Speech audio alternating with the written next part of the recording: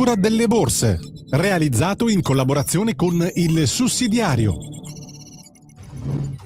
Radio Libertà, in collaborazione con il Sussidiario TV, presenta la chiusura delle borse di oggi.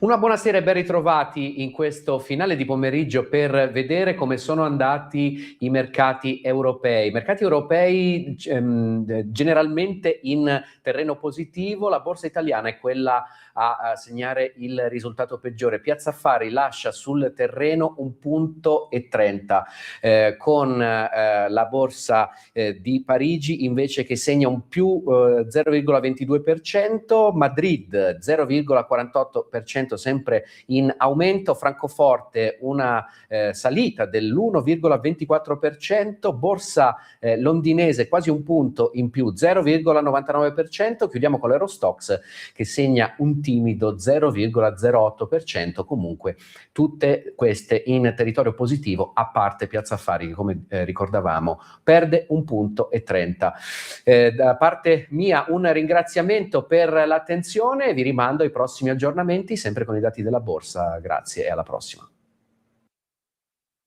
Avete ascoltato la chiusura delle borse, realizzato in collaborazione con il Sussidiario.